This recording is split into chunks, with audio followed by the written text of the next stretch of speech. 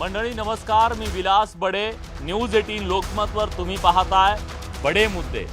हो, जो बडे मुद्दे तुम्ही रोज स्टुडिओतून पाहता तो बडे मुद्दे आज जमिनीवर आलाय, बांधावर आलाय आणि कांद्याचा प्रश्न घेऊन, कांद्याच्या चाळीतून आज कांदा उत्पादक शेतकऱ्याची व्यथा घेऊन तुमच्या समोर आलोय. माझ्या मागे हे जे चित्र दिसतंय ते इथल्या कांदा उत्पादक शेतकऱ्याच्या आजच्या व्यथेचं हे चित्रण आहे. आज त्याला कुठल्या परिस्थितीतून सामोरं जावं लागतंय त्याची ही व्यथा चित्राच्या माध्यमातून इथं आहे. इथल्या माणसांच्या, इथल्या शेतकऱ्यांच्या चेहऱ्यावर सुद्धा हेच चित्र आहे, त्याची व्यथा आणि कथा हेच सांगते. आणि आज या कांदा चाळीमध्ये जिथं स्मशान शांतता पसरलेली आहे, माझ्या हातातला हा जो कांदा आहे तो सामान्य माणसासाठी त्यांच्या एका स्वयंपाकघरातला खाण्याचा एक पदार्थ आहे, जेवणातला एक पदार्थ आहे. पण इथल्या माणसांसाठी या नाशिक जिल्ह्यातल्या ज्या परिसरामध्ये मी आज आलेलो आहे, बागलाण तालुक्यामध्ये मोरे वस्तीवर मी आहे आणि या वस्तीवरती मोरेनगरमध्ये आहे, त्या मोरेनगरच्या आणि या संपूर्ण परिसरातल्या शेतकऱ्यांच्या आयुष्याचा आधार असलेला हा कांदा आहे. या कांद्यानं अनेकांच्या सत्ता उलथवून टाकल्या, म्हणून कांद्याचे भाव वाढले की सरकारच्या डोळ्यात पहिल्यांदा पाणी येतं. पण गेली 1 वर्ष राज्यातल्या शेतकऱ्याच्या डोळ्यात पाणी आहे, पण ते पाणी पुसावं कुणाला वाटत नाहीये. आणि त्याच शेतकऱ्यांची व्यथा आणि कथा घेऊन बडे मुद्देच्या माध्यमातून थेट कांद्याच्या चाळीतून तुमच्या समोर आलोय. हे सगळे शेतकरी आज आपल्या सोबत आहेत. ह्या शेतकऱ्यांची व्यथा महाराष्ट्राच्या राज्यकर्त्यांपर्यंत, कर्त्या धर्त्यांपर्यंत पोहोचावी हा उद्देश आहे. म्हणून आज आलोय बांधावरती. इथे एक शेतकरी आहेत. या शेतकरी बांधवांच्या कपड्यावरती सगळं कोरलेलं आहे. बँकेचं कर्ज लिहिलेलं आहे, गारपीट आहे, दुष्काळ आहे, आयुष्यातली सगळी संकट आपल्या शरीरावरती अक्षरशः जखमा जशा असाव्यात तशा ह्या सगळ्या शेतकऱ्याच्या अंगावरच्या जखमा आज शेतकरी ह्या प्रातिनिधिक स्वरूपात आहेत. पण महाराष्ट्रातला शेतकरी या सगळ्या जखमा घेऊन जगतोय. आज कांदा उत्पादक शेतकऱ्यांची व्यथा आणि कथा जाणून घ्यायला आम्ही तुमच्या बांधावर आलो. धन्यवाद. दिल्लीपर्यंत तुम्ही सातत्याने पोहोचताय, कोणीतरी ऐकून घेईल म्हणून. पण का तुमच्या डोळ्यात पाणी आहे आज आम्ही तुम्हाला विचारतोय. आजपर्यंत कांद्याचं फक्त राजकारणच केलं गेले. कांदा शेतकरी आजही रडत आहे. कांद्याला आजही भाव मिळत नाही. शेतकरी कांदा उत्पादक जगणार कसा? आणि या शासनाचं लक्ष वेधण्यासाठी मी दिल्लीपर्यंत माझ्या चित्राच्या माध्यमातून मी शेतकऱ्यांचं दुःखही पाठवलं आहे. आणि आज हेच दुःख मांडण्यासाठी आपणसुद्धा इथं बांधावर आले आहेत आणि ते सर्व मी समोर मांडलेलं आहे. आपल्या माध्यमातून का होईना सरकारला जाग येईल आणि माझ्या कांदा उत्पादक शेतकऱ्यांना न्याय मिळेल एवढीच मी अपेक्षा करतो. अपेक्षा व्यक्त करतायत, पण हा जो कांदा आहे ना, ह्या कांद्याला अनेक पदर असतात. तसंच कांदा उत्पादक शेतकऱ्याच्या आयुष्याला, त्याच्या अर्थकारणाला, समाजकारणाला इथं अनेक पदर आहेत आणि हे पदर जरा उलगडून दाखवण्याचा प्रयत्न करू. कांदा उत्पादक शेतकऱ्याचं सध्याच्या घडीला सगळ्यात मोठं दुःख हे आहे की त्यांच्या या पिकाला भाव नाहीये. काय स्थिती आहे? तुमच्या हातात एक कागद आहे, पावती आहे, जो बाजार तुम्ही केलाय. हा बाजार काय सांगतोय? माझ्या हातात जी पावती आहे ती कांदा विक्री केलेली पावती आहे. हा 2.5 रुपये किलोने गेलेला कांदा आहे. 2.5 रुपये किलोने? 2.5 रुपये किलोने 265 रुपये क्विंटलने गेलेला कांदा आहे. आता आमच्या खिशातनं आम्ही लाख रुपये टाकलेले आहेत एका एकरासाठी, परंतु आज 50,000 रुपये निघणं मुश्किल झालेलं आहे. 50,000 रुपयाचा लॉस आहे आम्हाला. आणि वरून नफा तर सोडा, परंतु जे टाकलेले पैसे आहेत ते सुद्धा निघत नाही आहे. सरकारचा नेमका विचार काय? आम्ही जास्त मागत नाही आहे. शेतकऱ्यांनी कधीही 10,000 रुपये क्विंटलसाठी आंदोलनं केलेलं नाही. आम्ही रास्त भाव मागतो आहे. आमच्या उत्पादन खर्चावर आधारित आम्हाला रास्त दर मिळावा एवढीच आमची मागणी आहे, बाकी काही नाही. आणि जर सरकार आमच्याकडे दुर्लक्ष करत आहे तर याचा अर्थ काय? सरकारला आम्हाला नक्षली बनवायचं आहे की काय? हा प्रश्न मला पडतो आहे. ही एवढी अस्वस्थता आहे आज शेतकऱ्यांच्या मनामध्ये. ते ज्या पद्धतीनं म्हणतायत की शेतकरी जगू शकत नाहीये, अशी अर्थव्यवस्था झाली कांदा उत्पादक शेतकऱ्याची. हो, नक्कीच तशीच अर्थव्यवस्था झाली आहे. कारण ग्रामीण जे अर्थकारण आहे हे सगळं कांद्यावर फिरत आहे. म्हणजे मेन जो आपला ह्या आमचा कळवण, सटाणा, मालेगाव, देवळा या तालुक्यांमध्ये मेन मुख्य उत्पादक म्हणजे कांदा आहे. आणि हाच कांदा वेळोवेळी शासनाच्या या राजकारणामुळे, शासनाच्या हस्तक्षेपामुळे आणि शेतकरी राजा ठरतोय तिथं. म्हणजे आम्ही एवढा कष्ट करतो, 45 डिग्री सेल्सिअसमध्ये सुद्धा आम्ही हा कांदा हार्वेस्टिंग केलेला आहे. आणि हा कांदा रब्बीचा आहे. ज्यावेळेस याला आम्ही पाणी देतो त्यावेळेस -डिग्री सेल्सिअसमध्ये आम्ही रात्री उभे राहून, कारण दिवसा शासनाची व्यवस्था अशी आहे, दिवसा आम्हाला लाईट भेटत नाही, मग रात्री आम्ही उभे राहतो. मग रात्री त्यावेळेस -डिग्री सेल्सिअस तापमान असतं, का ज्यावेळेस सगळं जग अगदी आरामशीर झोपलेलं असतं. त्यावेळेस आम्ही सगळं दुःख बाजूला सारून, अगदी बिबट्या असो किंवा मग इलेक्ट्रिक शॉक असो, साप विंचवासारखे असे खूप प्रकार, ते सगळं बाजूला सारून, कारण हा नाही पिकवला तर आम्ही जगू शकत नाही. आज माझा मुलगा M.Com झाला, त्याचे बाजूचे जे मित्र होते हे सगळे उद्योजक वगैरे यांचे मुलं होते, त्यांच्यासोबत तो पुण्याला गेला आणि तिथला तो खर्च बघितला. घरी येऊन मला म्हणतो की पप्पा MBA होण्यासाठी मला एका वर्षाला 5 लाख रुपये लागतील. अरे बाबा, आपल्यावर 4.5-5 लाख रुपये कर्ज आहे आणि आपण कसं ते स्वप्न पूर्ण करू शकणार? त्याच्यापेक्षा तू जवळपास कुठेतरी एखाद्या जवळच्या कॉलेजमध्ये ॲडमिशन घे. आपली परिस्थिती नाही, आपण नाही पोचू शकत तिथपर्यंत. का तर आम्ही फक्त जगालाच पोचत आलो आहे आत्तापर्यंत. जगाला आम्ही आयतं देतोय, फुकट देतोय आणि आम्हाला रास्त मिळत नाही. जे आम्ही रास्त मिळत नाही, घामाचा सुद्धा दाम मिळत नाहीये, ही व्यथा आहे.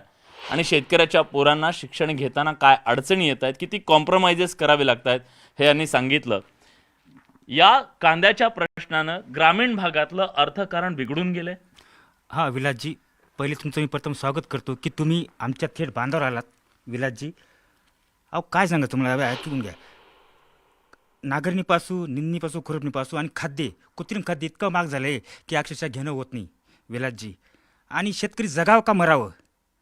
शासनाचं इतकं धोरण अवघड आहे की कधी भाव पडतील तर कधी चढतील आणि ते कमी करायला तयार असतात. आणि मजुरीची टंचाई इतकी, मजुरी खूप महाग झाली आहे. मग शेती करावायची काय मरावायची? आणि म्हणताना सरकार हस्तक्षेप करतंय या सगळ्यामध्ये. सरकारच ना, सरकारच ना विलासजी. मग कोणी काय, आम्ही शेतकरी करतो काय, आम्हाला भाव कमी द्या म्हणून का काही करा? सरकारचं धोरण म्हणजे नेमकं शेतकऱ्यांविरोधात काय आहे? हा सवाल आहे. आपण साधा चहा प्यायला गेले 10 रुपयाला चहा मिळतो विलासजी. आणि तुम्ही हा कांदा घ्यायचा, तुम्हाला आता किती 5 रुपयामध्ये 10 रुपयामध्ये किती मिळतो? 1 किलोभर कांदा. हो, किती साधी गोष्ट आहे. मी मुद्दाम सांगतो, एक कब्बर चहा 10 रुपयाशिवाय आज कुठे येत नाही. पण किलोभर कांदा शेतकऱ्याचा 2.5 रुपये 3 रुपयाला जर घेतला जात असेल तर शेतकरी कसा जगेल? तुम्ही जे सांगितलं मी एकदा माझ्या प्रेक्षकांना महाराष्ट्रातल्या दाखवतो. हा शेतकरी हवालदिल का आहे त्याचं गणित इथं मांडलेलं आहे. हे बघा, हे गणित आहे शेतकऱ्याचं. 1 एकर कांदा रोप तयार करण्यासाठी येणारा खर्च 4,000 रुपये, बियाणं 8,000 रुपये, रोप निंदणी मजुरी 3,500, बुरशीनाशक कीटकनाशक फवारणी 4,500, कांदा लागवड 14,000, पाणी भरणं 6,000, कीटकनाशक बुरशीनाशक 6,200, कांदा निंदणी 5,500, शेत तयार करणं 6,000 रुपये, शेणखत 24,000 रुपये, रासायनिक खतं 5,500, वाफे बांधणं 1,500 रुपये, कांदा काढणी 12,500, वाहतूक चाळ भरणं 6,500. एका एकरासाठी लागणारा कमीत कमी खर्च 1,07,700 रुपये आहे. कमीत कमी 1,07,700 रुपयेचा जेव्हा तुम्ही खर्च करता, तुमच्या पदरात किती पडतंय? आमच्या पदरात काहीच पडत नाही साहेब. जे काय होतं सर्व काही दिलेलं जातं. 4 ते 5 ट्रॅक्टर आम्हाला एका एकरीमध्ये निघतात. त्याच्यात ते जर 700-500 रुपये झाले तर 25-30 हजार रुपये सगळे ट्रॅक्टरांचे येतात. आणि ज्या वेळेस आम्हाला 5-6 वर्षात 4,000 पर्यंत भाव गेला तर आमच्याकडे असं आनंद वातावरण होतं आणि 8च दिवसात निर्यात बंदी चालू करून देतात. आणि मग आमचं सगळं तो आनंद दुःखामध्ये रूपांतर होऊन जातं आणि कधीच आम्हाला लाभ भेटत नाही. आणि मग आम्ही शेतकरी दरवेळेस आमचे वयस्कर बाबा विचारतात की या वर्षी तरी मुलीचं लग्न करू, या वर्षी तरी करू. असं 5 वर्षापासून चालू आहे साहेब. शेतकरी रडत आहे साहेब. विदर्भामध्ये, मराठवाड्यामध्ये आत्महत्या व्हायच्यात. आज आमच्या बागलांसारख्या शेतामध्ये, या तालुक्यामध्ये दर महिन्याला आत्महत्या उरलेच आहे. पण कोणाला पाजर फुटत नाही साहेब. अतिशय वाईट परिस्थिती या बागलांची. सगळे शेतकरी मरू राहिले. कुटुंब किती राजकर्ते काय आवाज उठवतील ते त्यांचं मुरुमचं ट्रॅक्टर पकडलं, गाडी पकडली तर IPS ला फोन करतात ते, पण शेतीमालाचे भाव वाढवा म्हणून कृषी मंत्र्याला फोन करत तिथे उपमुख्यमंत्री. किती बाईंचे आमचे कपाळ पांढरे झालेले साहेब इथं बागलांसारख्या शेतामध्ये तालुक्यामध्ये. सदन तालुका आता आमचा. मुलगा लग्नाला आला का पहिले शेतकरीला द्यायचे, आता शेतकऱ्यांच्या मुलांचं लग्न होती साहेब. इतकी वाईट परिस्थिती आमची. मुली डोक्या एवढ्या झाल्या साहेब आमच्या या बागलांमध्ये. भयानक परिस्थिती. मग निवडणुकीच्या काळामध्ये तुमच्याकडे मतं मागायला येणारे आज गेले कुठे हा पण सवाल आहे ना. आज गेले कुठे? आज जेव्हा शेतकऱ्याला 2 रुपये मिळायची वेळ येते तेव्हा मात्र त्या शेतकऱ्याच्या पैसे म्हणजे आपलं सरकार जाईल, रोष येईल, मध्यमवर्गीय नाराज होतील म्हणून तातडीनं हस्तक्षेप करणारे आज हस्तक्षेप का करत नाहीयेत? कधीच करत नाही ते. गेल्या 5 वर्षापासून कधीच करत नाही. शेतकरी मारणं एवढंच त्यांचं धोरण असतं. कधीच भाव वाढवा असं कधी त्यांच्या मनात येत नाही. सोयाबीनला भाव भेटायचा नाही, कापसाला म्हणून आत्महत्या व्हायच्या. पण आता कांद्याला भेटत नाही म्हणून आता आमच्याकडे आत्महत्या व्हायला. पण एक मुद्दा मला तुम्हाला विचारायचा आहे. सरकारनं नाफेडच्या माध्यमातून खरेदी करण्याचा प्रयत्न केला, दिलासा मिळाला काय शेतकऱ्यांना? नाही. उलट स्टॉक करून ठेवला, भरमसाठ स्टॉक करून ठेवला. आणि तोच कांदा आता ते बाहेर काढतील आणि दिल्ली कलकत्ता तिकडे 24 रुपये किलोने विकतील ते. होय, अतिशय वाईट परिस्थिती. नाफेडनी तर आम्हाला मारलं. नकोच आम्हाला तो नाफेड. नाफेडचं तुम्ही सांगा, नाफेड बद्दल एवढी नाराजी काय शेतकऱ्यांची? नाफेड सुरुवातीला त्यांनी शेतकऱ्यांना सांगितलं आम्ही तुमचे भाव वाढवू, परंतु ते नाफेडचं शेतकऱ्यांचे भाव वाढवण्यासाठी हे कारणीभूत ठरलेच नाही, ते त्याला मारकच ठरले. बरं, त्यांनी काय केलं, शेतकरी 6 महिने कांदा पिकवतो, कांदा सरकार पिकवत नाही. शेतकऱ्यांकडून त्यांनी कांदा विकत घेतला आणि त्या शेतकऱ्याचे कांदे पाडण्यासाठी त्यांनी वापर केला. याला म्हणतात नाफेड. आपल्यासोबत काही तरुण शेतकरी सुद्धा आहेत. नोकरी गेली म्हणून शेतीमध्ये परतलेली आहेत आणि नोकरी सोडून शेतीमध्ये आलेले सुद्धा काही आहेत. एक तर इथे डॉक्टर आहेत ज्यांनी BMS केलं. तुम्ही BMSला होतो. वडिलांची तब्येत बरी नसल्यामुळे आता शेती जर सांभाळायला कोणी नसेल तर मला घरी जावं लागेल ना. त्यामुळे शेतीत जर अशी परिस्थिती आहे आणि ते सोडून आले. ही चाळ त्यांचीच आहे. हे जे आज सगळं परिस्थिती सांगितली ही त्यांचीच आहे. पश्चाताप होतोय? पश्चाताप निश्चितच. आता माझ्या बरोबरीचे मुलं आहे, कोणी इंजिनियर, कोणी डॉक्टर. ते आता समजा मी एवढा मोठा क्षेत्र सांभाळतो, एवढं हे सर्व, पण ते छोट्याशा खोलीत एकदम त्यांच्या याच्यात त्यांना महिन्याला पगार मस्त पडतो, पण एवढी धावपळ करून आमच्या हातात काहीच येत नाही ना, इतकं मोठं क्षेत्र सांभाळून. आणखी काही तरुण आहेत इथं. तुमचा जॉब गेला, तुम्ही शेतीमध्ये आलात. हो, 4 वर्षापूर्वी मी बॉसला होतो. त्यावेळेस माझे वडील कॅन्सर पीडित होते, पण पैसा शेतीतून न पुरल्यामुळे दुर्दैवाने त्यांचा आम्ही योग्य उपचार करू शकलो आणि ते वारले. त्यानंतर माझ्या कंपनीने आम्हाला सक्तीने बाहेर काढलं. त्यानंतर दुसरा पर्याय म्हणून मी माझे वडील जी वाट्याने शेती करायचे त्याच शेतीवर आपला उदरनिर्वाह होईल म्हणून मी तिथे आलो. पण आधीही पैसा पुरत नव्हता आणि आताही नाही. म्हणजे आपण म्हणतो ना भारत हा कृषी प्रधान देश आहे, त्याची व्याख्या मी माझ्या मताने अशी करेल की ज्या देशात शेतकऱ्याच्या काडीला आणि शेतकऱ्याला कवडीचीही किंमत नसेल तर तोच देश कृषी प्रधान असू शकतो. शेतकऱ्याच्या मुलांची आणि शेतकरी तरुणांची ही भावना अस्वस्थता आहे. अगदी बरोबर आहे. ज्याप्रमाणे इतर सर्व शेतकऱ्यांनी व्यथा मांडली आणि ज्या वेळेला शेतकरी रस्त्यावर येतो आणि कांद्याचे मुद्दे रस्त्यावर मांडतो त्या वेळेला राजकारणी लोक शेतकऱ्यांच्या मुलाला त्रास देतात. इवन आता या फोटोमध्ये आपण बघू शकता ज्या पद्धतीने बॅनरच्या माध्यमातून शेतकरी व्यथा मांडतो, तर त्याच मिनिटाला थोड्या वेळाने लगेच बॅनर फाडले जातात आणि शेतकऱ्यांच्या मुलांना दमदाटी केली जाते. इतकी भयानक परिस्थिती या राज्यकर्त्यांनी निर्माण करून ठेवलेली आहे. ही इंग्रजांची ईस्ट इंडिया कंपनीपेक्षा अवघड परिस्थिती यांनी निर्माण केली व आम्हाला सर्व शेतकऱ्यांना हे गुलाम करून राहिलेले आहेत. आत्ताच्या परिस्थितीला 2 वेळेला ज्या वेळेला मोदी पंतप्रधान नाशिक जिल्ह्यावर येतात, युवांचा मेळावा घेतात आणि त्यावेळेला आम्हा युवा शेतकऱ्यांना 2-2 वेळेला यांनी नजर कैदेत ठेवलं. इतकी वाईट परिस्थिती आहे.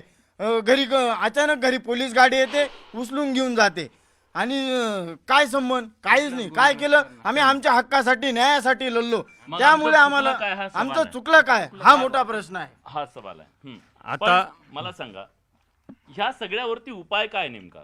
या सर्वावरती उपाय एकच आहे. आम्ही जे निवडून दिलेले आमदार आहेत, खासदार आहेत, हे आमच्या व्यथा विधानसभेमध्ये किंवा लोकसभेमध्ये न मांडता ते त्यांचे फक्त खिसे भरण्याचे कामं करतायत. आता NCCF आणि नाफेड आहे. आता आम्ही माल विक्रीसाठी मार्केटला नेतो, पण NC-CEP आणि नाफेड माल कुठे खरेदी करतं आणि कुठे टाकतं हे आम्हाला माहिती नाही. आणि दुसरी गोष्ट ते खरेदी करतात 1700 रुपये भावाने. पण ते आता आम्हाला असं निदर्शनात आलं आहे की एक कोणीतरी व्यापारी येतो, तो माल 800 रुपये 900 रुपये 1000 रुपयाने खरेदी करतो आणि नाफेडच्या तळीवर जाऊन खाली करतो. म्हणजे हे यांनी लावलेले हे दलाल आहेत. म्हणजे आम्हाला शेतकऱ्यांना सांगायचं, फसवायचं 1700 रुपयाने आम्ही नाफेडचा कांदा नाफेड खरेदी करतोय, पण तो 1700ने न खरेदी होता, तो 800 900 1000ने खरेदी होऊन आणि त्यांच्या चाळी 5-5 एकरामध्ये इथे या एरियामध्ये, या बागलाण तालुक्यामध्ये, कळवण तालुक्यामध्ये, देवळा तालुक्यामध्ये त्यांच्या चाळी आहेत. आणि हे जे दलाल आहेत, हे दलालांच्या त्या चाळींमध्ये हेच व्यापारी तिथे जाऊन माल खाली करतात. त्यामुळे शेतकऱ्यांची फसवणूक होतीये नाफेडकडून, अशा प्रकारचा एक रोष व्यक्त होतोय. कशा प्रकारे ही फसवणूक होतीये? हो, नक्कीच. मी एक शेतकरी बोलतोय. तर यावर्षी नाफेडने सुरुवातीला म्हणजे 3 महिन्यापूर्वी 1760 रुपये असं काहीतरी खरेदी केली नाफेडने, असं ऐकण्यात आलं. आणि आता 3 महिने उलटून नाफेडने कमीत कमी 2500 ते 3000 रुपये खरेदी केली पाहिजे होती, पण तो माल नाफेडने 1400 रुपये खरेदी केला. आणि ते आता त्याच्यामुळे व्यापाऱ्यांवर, स्थानिक व्यापाऱ्यांवर दबाव आला. मग व्यापारी कसे काय 1400 रुपयाच्या पुढे खरेदी करतील माल? ते आज 1000 1100 900 700 800 रुपयाने कांदा खरेदी करून राहिले. आणि नाफेड आता सध्या तोच माल बाहेर 24 रुपये किलोने गिराईकाला ते डायरेक्ट देत आहेत. मग शेतकऱ्यांच्या मालाचं करायचं काय? हा मोठा गंभीर प्रश्न आहे. आणि 50% जवळजवळ 70% माल आज जवळजवळ चाळीतच पूर्ण खराब झालेला आहे. नाफेड बंद झालं तर शेतकरी त्याचा माल तिथे घेऊन जाईल आणि त्याला योग्य भाव भेटेल, अशी एक सरकारकडे आम्ही एक मागणी करतो. हे नाफेड तुम्ही बंद करा, ही तुमची ही चोरी जी आहे ती बंद करा, हे तुम्ही दलाल पोसणं बंद करा. हीच आम्ही एक युवा शेतकरी म्हणून तुमच्याकडे, तुमच्या मार्फत हा निरोप सरकारपर्यंत पोचवा आणि त्यांनी हे सगळा काळा बाजार हा बंद करायला पाहिजे. याच्यामध्ये फसवणूक ही फक्त शेतकऱ्यांचीच नाही आहे, याच्यामध्ये फसवणूक शासनाची पण आहे आणि ग्राहकांची सुद्धा आहे. जर नाफेड 1700 रुपयाचा जर दर जाहीर करत असेल आणि हे जर 1000 आणि 1100 रुपयाने जर खरेदी करत असेल, बाकीचा उर्वरित खर्च तर बाजूलाच जातो त्यांचावाला. विदाऊट ते 17 रुपये प्रमाणे जर खरेदी करतील तर ते 34 आणि 35 रुपये प्रमाणे ग्राहकांना देतील. यात ग्राहकांची सुद्धा लूट चालू आहे. आणि शासनाचा पैसा हा या त्यांच्या निवडणुकीमध्ये ज्या ठिकाणी त्यांचे आमदार खासदार आहेत त्या ठिकाणी यांनी साखळी तयार केलेली आहे. आणि ते माणसं निवडणुकीच्या वेळेला स्वतः पैसे खर्च करून लोकांना पैसे वाटतात आणि हरामीचं मतं घेतात. ते म्हणून हे राजकारणी बोलत नाही. नाफेड ही अशी संस्था आहे की त्यांचे जे सत्तेमध्ये आहेत त्यांनाच ते लायसन्स दिले गेलेले आहेत आणि त्यांनी असे बांधावर येऊन खरेदी केलेली नाही, मार्केटला सुद्धा खरेदी केलेली नाही. पण नाफेडनंच तुमचा सगळा कांदा खरेदी केला नाही केला? तुम्हाला नाफेडच्या खरेदीचा फायदा झाला नाही झाला? नाफेडचा फायदा कस काय होणार? जेव्हा भाव पाडायचे राहतात गरीबाला किंवा त्यांना इलेक्शन लढायचं राहतं त्यावेळेस ते ओपन बाजारमध्ये जातो. मग त्यावेळेस आमचा कांदा काय करायचा? आमचा कांदा कुठे टाकायचा? शेतकऱ्यांचा कांदा कुठे टाकायचा? नाफेड च्या खरेदीने 100% फायदा झाला असता जर नाफेडने 3000 रुपये क्विंटल दराने कांदा घेतला असता. परंतु बाजारात 1300 रुपये दर होता, तर नाफेडने अक्षरशः 1000-1100 रुपये प्रमाणे कांदे घेतलेले. मग नेमकं नाफेड शेतकऱ्यांच्या भल्यासाठी आहे की शेतकऱ्यांच्या कांद्याचे दर पाडण्यासाठी? हे महत्त्वाचा मुद्दा आहे. नाफेड हे शेतकऱ्यांच्या भल्याचं नाहीच आहे. बरं, नाफेड खरेदी नकोच आहे आम्हाला. नाफेड खरेदी नको आहे. नाफेड खरेदी नको आहे. नाफेड खरेदी नको आहे आम्हाला, कारण नाफेड खरेदीमुळं व्यापारी वर्गाला पण, व्यापारी जो वर्ग 3 टप्प्यावर कांदा घेतो, रांगडा कांदा, पावसाळी कांदा आणि उन्हाळी कांदा. आणि नाफेड कांदा हा फक्त उन्हाळीत कांदाच हा खरेदी करतो. त्यामुळे व्यापारीचं म्हणणं असं आहे, जेव्हा पावसाळी कांदा निघतो त्यावेळी ते लूटमार किंवा नुकसान बी भरपाई त्याची निघत नाही. त्यांना उन्हाळी मालमध्ये नाफेड उतरल्यामुळे व्यापारींचा फायदा होत नाही. त्यामुळे व्यापारी बी नाराज आहेत. म्हणून हे दोघा शेतकरी आणि व्यापाऱ्याची नाळ एक होती. हे नाफेड उतरल्यामुळे ही नाळ तुटलेली असं कुठंतरी ते पण नाराज आणि शेतकरी पण नाराज. म्हणून हे धोरण बरोबर नाही असं मी सांगतो. आणि याच धोरणाच्या विरोधात, सध्या शेतकऱ्यांच्या अवस्थेच्या विरोधात शेतकरी रस्त्यावर उतरले, आंदोलनं केली, रास्ता रोको करण्याच्या माध्यमातून सरकारचं लक्ष वेधण्याचा प्रयत्न केला. जर नाफेड नको तर मग शेतकऱ्यांना दिलासा कसा मिळू शकतो? शेतकऱ्याला त्याच्या घामाचं, हे जे आता गणित सांगितलं, हे याच्यामध्ये त्याचे कष्ट तर कुठं आहेत? हे जे लिहिलंय ना, ह्या सगळ्यामध्ये मला कुठंच कष्ट दिसले नाहीत ना. त्याचं घर बार सगळं तिथं काम करत असतं, वर्षभर कष्ट करत असतं. त्याच्या कष्टाची 1 रुपयाची मजुरी इथं लिहिलेली नाहीये. मग ह्या सगळ्याला त्याला त्याच्या घामाचा मोलही मिळाला पाहिजे आणि त्यानं जे घातलं, जो खर्च केला तो मिळाला पाहिजे. काय करायला हवं? विलासजी बडे, आज नाफेड आणि NCCF हे शेतकऱ्यांच्या हितासाठी नाहीच आहेत. शेतकऱ्यांच्या भल्यासाठी त्यांची ती खरेदीची योजनाच नाही. बाजार स्थिरीकरण योजनेअंतर्गत ग्राहकांना म्हणजे शहरी ग्राहकांना तो कांदा स्वस्तात मिळावा 4-6 महिन्यांनी म्हणून यांनी खरेदी केलेली असते. पण ते करत असताना शेतकऱ्यांना अक्षरशः लुटलं जातं. 1800 ते 2000 रुपये भाव जेव्हा शेतकऱ्यांना बाजारात मिळत होता, आमची सातत्याने मागणी आहे नाफेडनी खरेदी करा, NCCFनी खरेदी करा, परंतु तू थेट बाजार समितीमध्ये ओपन बाजारात खरेदी करा. पण ते खरेदी करत नाही. कारण का? तेरी चूप मेरी चूप. सरकारला या माध्यमातनं या दलाल पोसायचे आहेत, राजकर्त्यांना पोसायचं आहे. म्हणून ही नाफेडची आणि NCCFची खरेदी आम्हाला तात्काळ बंद व्हावी असंच आमची आग्रही मागणी आहे. आणि दुसरा मुद्दा बडेसाहेब, हा जो खर्च आहे 1 एकर कांद्यासाठी 1,07,000 रुपये आमच्या किरणजी मोरेंनी काढलेला आहे. मी तुम्हाला मुद्दा अहवाल पण दिलाय. आज शरद पवार साहेब तुमच्याबरोबर तुम्हाला पुरस्कार दिला जातोय, त्याबद्दल तुमचा सन्मान होतोय, अभिनंदन तुमचं. परंतु पवार साहेब जोपर्यंत 14पर्यंत कृषी मंत्री होते, 2006 मध्ये जेव्हा ते देवळ्याला आले, 19 वर्ष झाले त्या गोष्टीला. कांद्याचा मुद्दा याच्यापेक्षा भयानक असताना त्यांनी कांद्यावर न बोलता डाळिंबावर परिसंवाद आयोजित केला आणि डाळिंबावर बोलले. तेव्हा शेतकऱ्यांचा साहजिक उद्रेक झाला आणि त्यांच्यावर दुर्दैवी कांदाफेक झाली. मी त्याचं समर्थन नाही करणार, परंतु ती का झाली तेव्हा राजकर्त्यांना जाग आणण्यासाठी ते पाऊल उचलावं लागलं शेतकऱ्यांना. मी त्यावेळेला आम्ही समर्थन केलं होतं त्या गोष्टीचं. कारण का? शेतकऱ्यांच्या भावाला कवडीमोल भाव मिळतोय. किमान राजकर्त्यांनी काहीतरी त्याचा विचार करावा आणि किमान आधारभूत किंमत किंवा रास्त भाव तो द्यावा अशी आमची आग्रही मागणी आहे. रास्त भाव द्यावा आणि तो मिळावा याच्यासाठी नाफेडच्या माध्यमातून खरेदी करण्याचा प्रयत्न झाला. पण शेतकरी असं म्हणताय की नाफेड हे आमच्या हिताचं नाहीये. आमचे प्रतिनिधी आहेत, यांनी सातत्यानं ह्या खरेदीमध्ये जो भ्रष्टाचार होतोय त्याच्याबद्दल सुद्धा वाचा फोडलेली आहे. तो सगळा भ्रष्टाचार जो कोणी करतायत त्या सगळ्यांना उघडे पाडण्याचं काम केलं गेलेलं आहे. शेतकऱ्याला नागावलं जात आहे आणि त्याच माध्यमातून त्याच कांद्यावरती आपले घर भरण्याचं काम सुद्धा काही लोकांनी केल्याचं दिसतंय. याच्यात सुद्धा भ्रष्टाचार झाला. काय कागदपत्र सांगताय?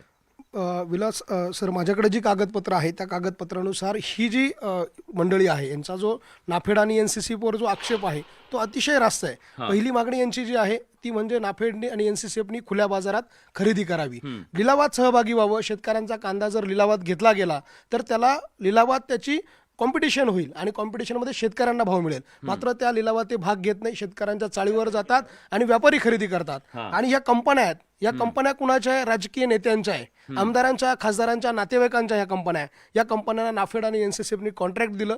आता ज्या त्रुटी समोर आलेल्या हे केंद्र सरकार आजपर्यंत करत आलं.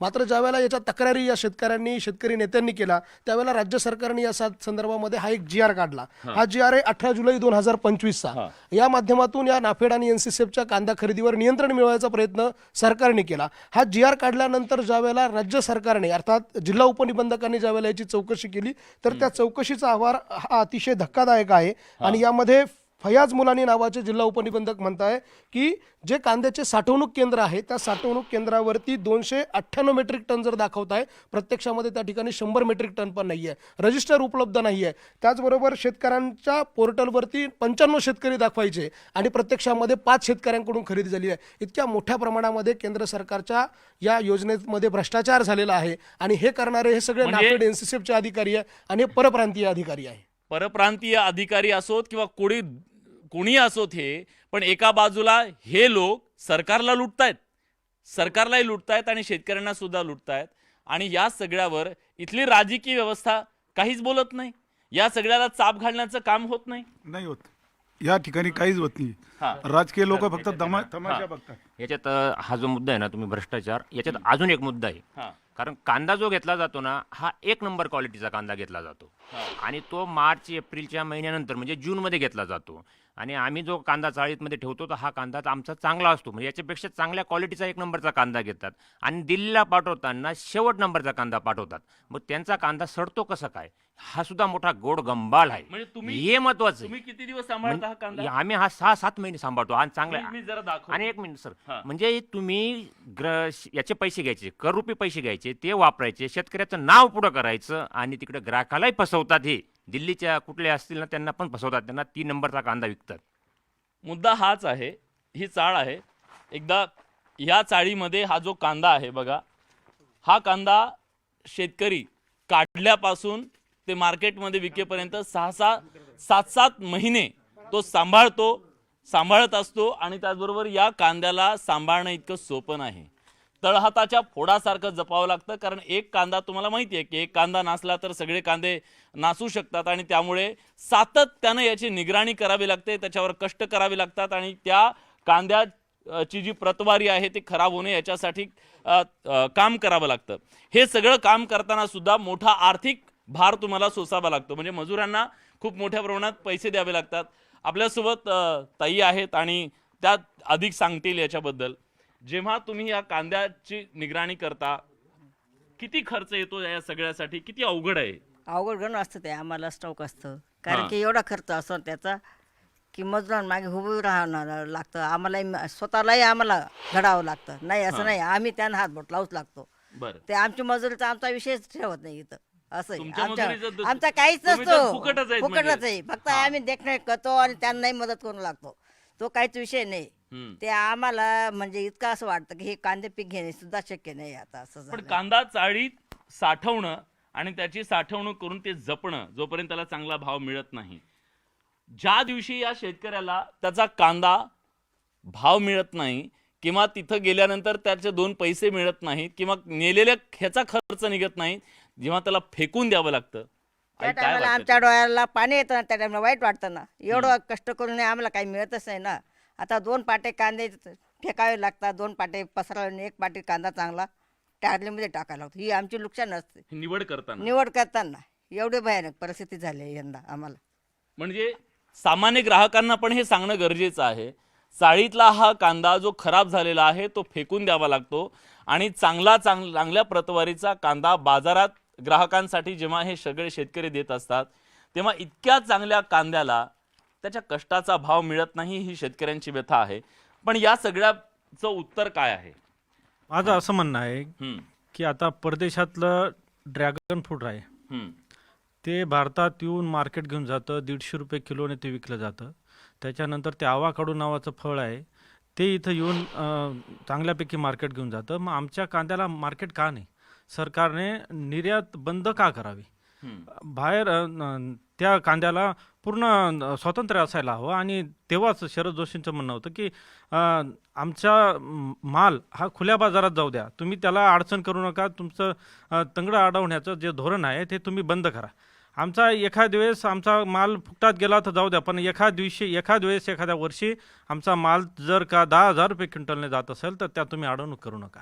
अगदी बरोबर आहे. म्हणजे हे तर सातत्याने मांडणी केली जाते की जेव्हा एखादी वस्तू आहे, ती वस्तू बनवणाऱ्याला तो अधिकार आहे की त्याची किंमत किती आहे, पण एकमेव शेतकरी असा आहे की त्याला त्याच्या मालाची किंमत ठरवण्याचा अधिकार नाहीये आणि ही शेतकऱ्यांची व्यथा आहे. 2.5 लाख रुपये सर खर्च केला, त्याच्यात फक्त 1.5 ते 1.25 लाख रुपयाचे कांदे विकले. आणि जेव्हा खासदारकीचं निवडणूक होतं, शेतकऱ्यांनी एकजुटीने दाखवलं की यंदा यांना दाखवून द्यायचं, सर्व खासदार निवडून आणले. आणि आता आमदारकीच्या वेळेला मी कुठल्या पक्षाचा नाही साहेब, मी कुठल्या पक्षाचा नाही, पण मी नाव घेऊन सांगतो, हे मुख्यमंत्री आत्याचे आपले फडणवीस साहेब, अजित पवार इतर रडत भाषणात सांगत होते की आमच्या कांद्याने वांदा केला खासदारकीचा. आणि आता आम्ही कांद्याला आमचं जोपर्यंत बीजेपीचं सरकार आहे तोपर्यंत कधीही कांद्याचे भाव पडू देणार नाहीत, हे आश्वासन चांदवड कळवण येथे देऊन गेले.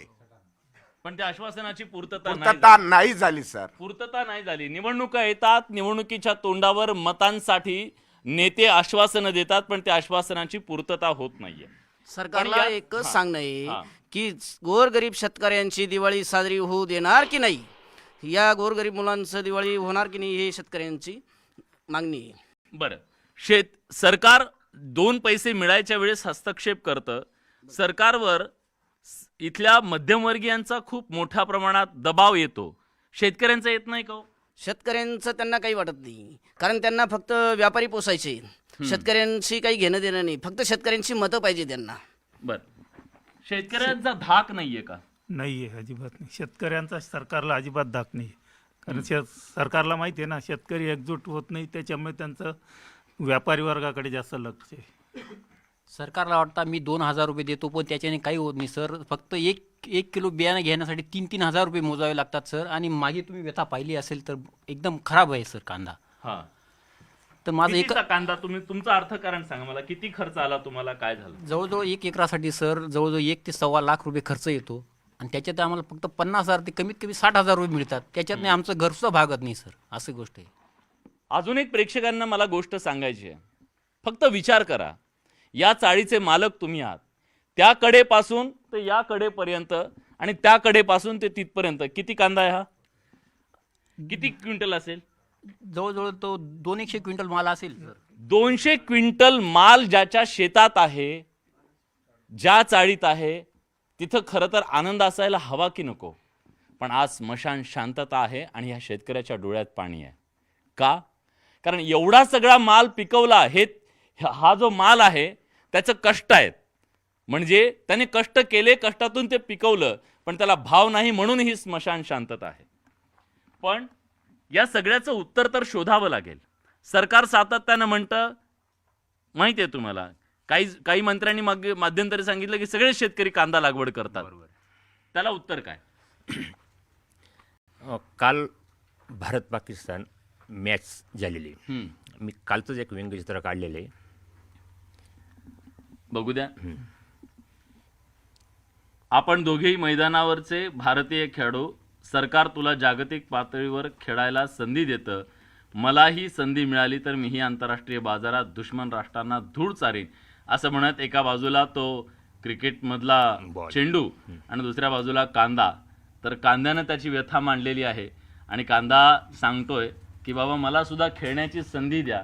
आणि हा शेतकरी सुद्धा म्हणतोय आमच्या कष्टाला किमान भाव द्या. मी उत्तराकडे जाणार आहे. उत्तर काय या प्रश्नावरती? उत्तर काय? नेते म्हणतात की सगळ्यांनी कांदा लावू नका. आता आमचं हे उत्तर असेल का? हे उत्तर असू शकत नाही, कारण आमचं या भागातलं सर्वात महत्वाचं पीक हे कांदा आहे. आणि म्हणून आम्ही कांदा लागवड करतो. पण तुम्ही कधी नेत्यांना विचारत नाही पर्याय काय देताय मग आम्हाला? मग आम्ही म्हणतो ना, मग आम्हाला पर्याय द्या. मग आम्ही पर्याय, मग आम्ही सांगू गांजा लावू का, मग आम्हाला जेलमध्ये टाकतील. आणि म्हणून तो पर्याय स्वीकारत नाही. आणि म्हणून आमचा पर्याय, आम्हाला कांदा हेच आमचं नगदी पीक आहे. बरं, हे नुसतं शेतकरी मरत नाही त्या पिकाने. आमच्या खालचे जे वर्ग आहे, मग तो टायर पंक्चर करणारा, पेट्रोल टाकणारा, बांधकाम करणारा, सगळेच मरताना, मजूर सुद्धा मरतो ना. कारण सगळं आमच्यावर सगळं अर्थकारण चालतं, शेतकऱ्यावर कालचं. आणि म्हणून शेतकरी सुखी झाला पाहिजे आणि कांद्याला भाव मिळाला पाहिजे, हीच आमची मागणी आहे. ठीक आहे. गेल्या 2002 मध्ये महाराष्ट्र शासनाने एक समिती, कांद्याला रास्त भाव मिळावा म्हणून महाराष्ट्र शासनाने विधिमंडळात समिती नेमली होती 2002 मध्ये. त्या समितीने सुद्धा चांगला अहवाल दिलेला होता. आणि नंतर 2022 मध्ये जेव्हा लाल कांद्याचं बंपर पीक आलं आणि तेव्हा शेतकरी अनुदानाची मागणी करत होते, 500 रुपये अनुदान द्या. मग तेव्हा एकनाथ शिंदे मुख्यमंत्री असताना त्यांनी तातडीने डॉक्टर सुनील पवार पणन संचालक यांची नेमणूक केली आणि 8 दिवसात अहवाल सादर करावा म्हणून त्यांना सांगितलं. त्यांनी किमान 10 दिवसामध्ये सगळा सर्वे केला. प्रत्येक बाजार समितीमध्ये त्यांनी व्हिजिट केल्या. तुमच्या माझ्यासारख्या शेतकऱ्यांना चाळीवर गेले आणि त्यांनी सांगितलं की आपल्याला कांद्याचं दीर्घकालीन धोरण निश्चित करण्यासाठी आपल्याला काय उपाययोजना कराव्या लागतील. त्याप्रमाणे त्यांनी सगळ्यांचे मतं जाणून घेतले आणि तो चांगला अहवाल विधिमंडळाचं कामकाज चालू असताना सादर करण्याच्या पटलावर ठेवला. परंतु फडणवीस साहेब आणि एकनाथरावजी शिंदे यांच्या श्रेयवादाच्या लढाईमध्ये तो अहवाल बाजूला फेकला गेला. अतिशय उत्कृष्ट अहवाल, त्याच्यातले 6 पानं तुम्हाला पण दिले, माझ्या हातात आहेत.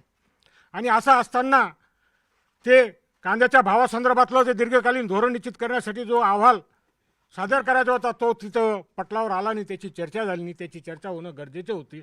आणि परत एकदा 1 महिन्यापूर्वी विधिमंडळाचं कामकाज चालू असताना तो अहवाल धूळ खात बाजूला फेकला गेला.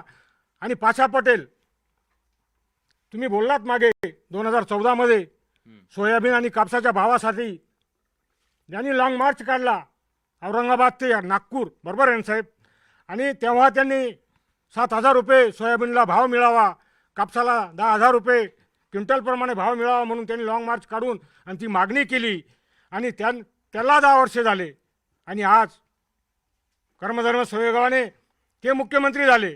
तो पाशा पटेल समितीचा अध्यक्ष झाला. दीड महिना होऊन गेला, अद्यापही त्यांचा काहीच त्या समिती संदर्भात काहीच त्यांचा गोषवारा तयार नाही झाला. म्हणून माझी महाराष्ट्र शेतकऱ्याला किती मिळायला हवं, म्हणजे आधारभूत किंमत किती मिळायला हवी? किमान आता जो कांद्याचा खर्च आहे किमान 2,000 ते 22 रुपये किलोला आहे.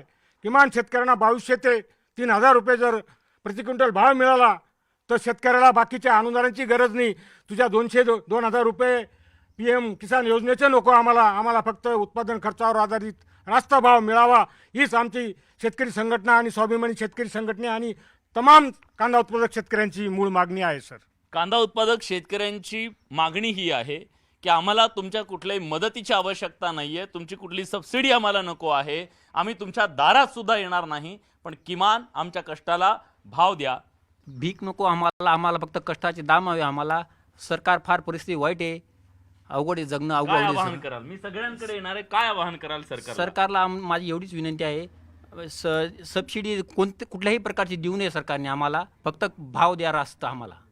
ठीक आहे, भाव द्या रास्त आम्हाला.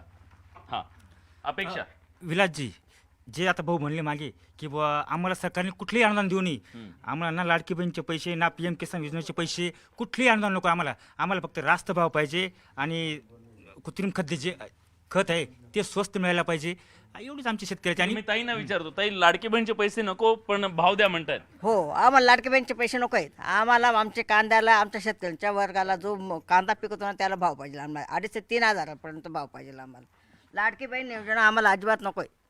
ऐकलं? याच्यामुळे आम्हाला ते मजूर कामाला येत नाही. या सरकारने जेव्हापासून लाडकी बहीण योजना केली ना तेव्हापासून मजूर आमच्याकडे कामाला सुद्धा येत नाही. हे असं आहे चालू. तर स्वतःला आम्हाला राबावं लागतं, नाही तर मजूर आला ना आम्हालाही बसावं लागतं. असं ही व्यथा वेगळीच झाली. जे त्यांनी हो, हा आहे ग्राउंड रिपोर्ट. आणि हा आहे या राज्यातला शेतकरी जो म्हणतोय फुकटचा तुमचा 1 रुपया सुद्धा आम्हाला नको आहे. फुकट आम्हाला रेशन सुद्धा नको, काहीच नको.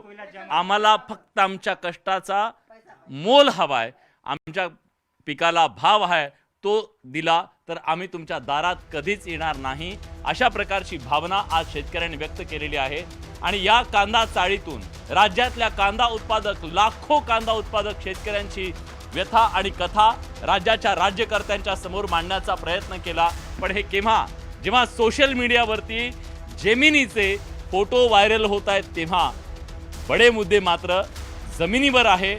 आणि जमिनीवरचे मुद्दे घेऊन आज आम्ही तुमच्यापर्यंत आलो आणि अशाच प्रकारे जमिनीवरचे मुद्दे घेऊन आम्ही तुमच्यापर्यंत येत राहू. आज नाशिकमधल्या कांदा उत्पादक शेतकऱ्यांच्या या प्रश्नासोबत आपण बडे मुद्देमध्ये इथंच थांबतोय. धन्यवाद.